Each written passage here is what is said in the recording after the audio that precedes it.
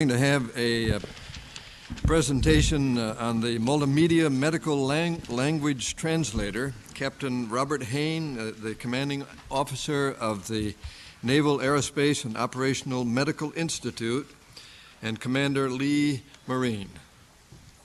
Good morning. I'm Captain Bob Hain. It's an honor for me to be here representing the Department of Defense, the United States Navy, and Navy medicine in particular. I'm the commanding officer, as you heard, of the Naval Aerospace and Operational Medical Institute, where really the basis for our survival in a time of very scarce resources is innovation through prudent, scientifically based risk-taking. It's a pleasure for me to be here today to introduce to you a product of that leadership management philosophy, Commander Lee Marine, who will discuss the Multimedia Language Translator. Thank you, Captain Hain. We're here today because a sharp-eyed sailor spotted the Innovations Program announcement while opening the mail one morning last winter. What caught her eye was the selection criteria used by the Innovations panel. If you're familiar with our Multimedia Medical Language Translator program, or MLT for short, the selection criteria jump off the page. The first criteria was innovation. The MLT is a highly innovative program using modern personal computer technology to solve an age-old vexing problem: communication between patient and provider across a language barrier. Significance. This is an extremely significant problem. Over 32 million Americans do not speak English. Some hospitals require interpreters numbering into the dozens, if not scores, as we heard in some of the other presentations in this program. This problem is of international significance. With ever-increasing travel, immigration, and with ever-present political turmoil and natural disasters, the need for the MLT will only increase. Value. The MLT provides great value to those who need it. In some cases, it may even be life-saving if essential medical information is conveyed, information which would otherwise be missed or overlooked. At the very least, it permits patients to participate in the therapeutic alliance and to avoid the indignity of a veterinary medicine-style encounter.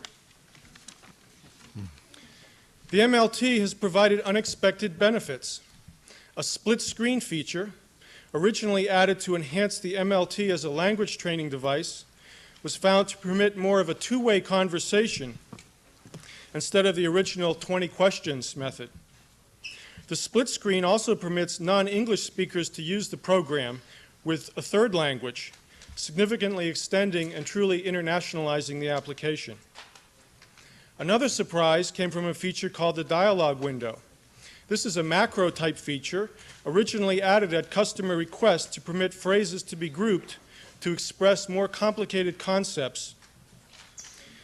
The dialogue window promises to provide patient instruction sheets and pharmacy labels printed in the target language. A third surprise was the interest and applicability of the MLT for cultural preservation.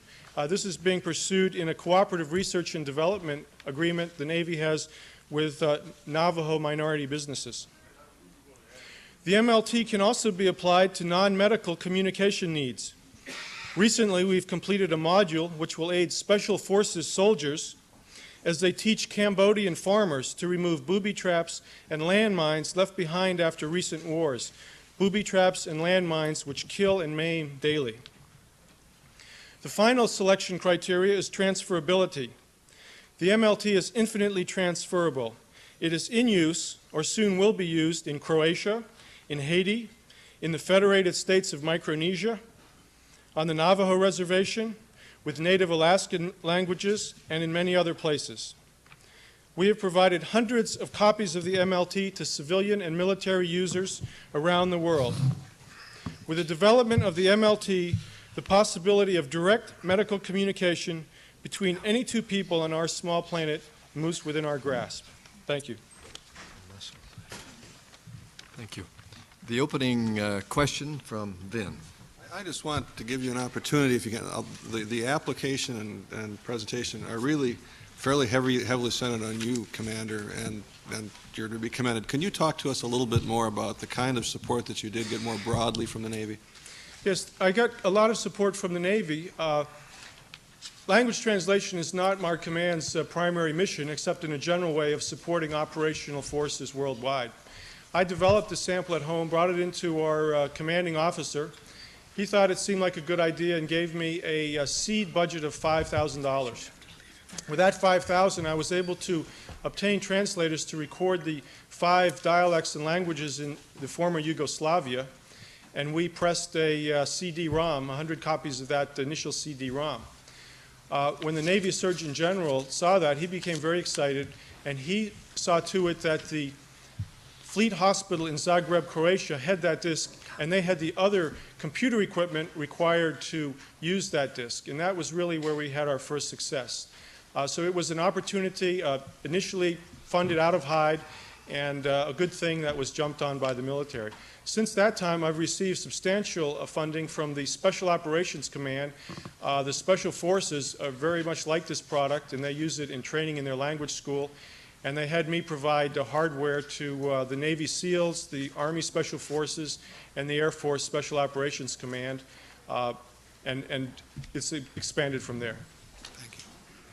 Thank you. Next question from Tom.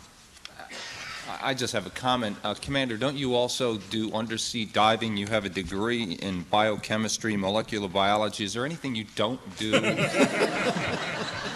I don't speak any of the languages fluently. Thank you, Commander. At the command, we call him Wonder Boy. Yeah, I could see why. The next question from Jack. I'm having a little trouble putting myself in the position of a consumer. Could you walk us through the application of this in the field? Sure. The way this would work, supposing someone comes into the emergency room who speaks a language and no one in the emergency room speaks that language. What you do is you use this desktop computer and you select a phrase. And this first phrase might be, you say maybe you guess what the person's language is. You say, do you speak Albanian? Only it comes out verbally in Albanian. And you say yes, no.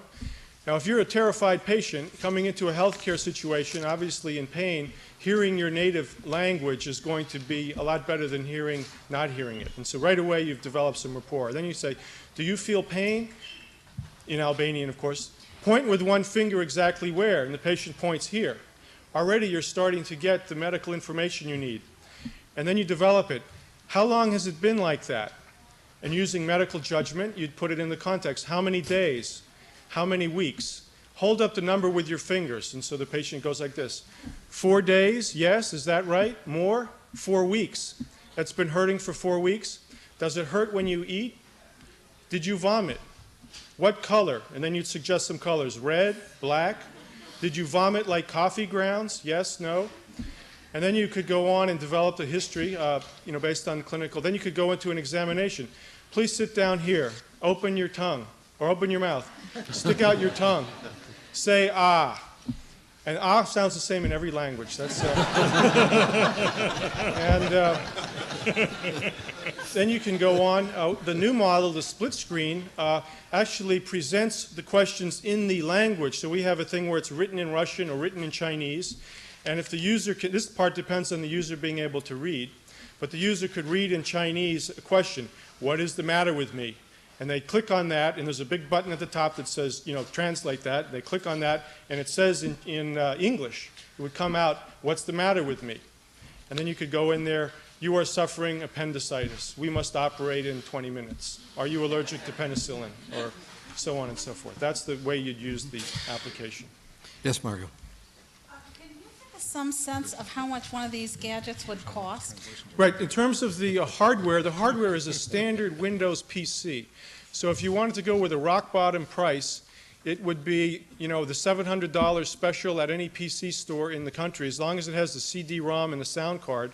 And it's hard to buy a PC without that these days. It'll run the application. We actually designed it so it would work with a minimum hardware.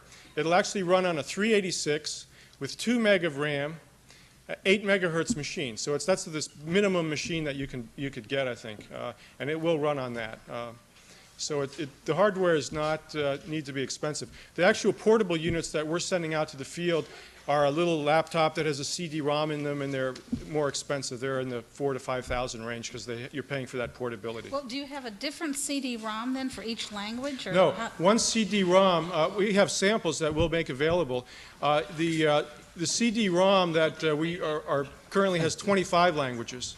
And so we're coming out with a 4 CD-ROM set that will have something like 60 languages. And then there's a standard protocol of questions? Right, there's 2,000 words and phrases in each language.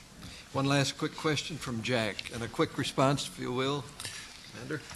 The split-screen version, where you read it, why couldn't you do that with a book?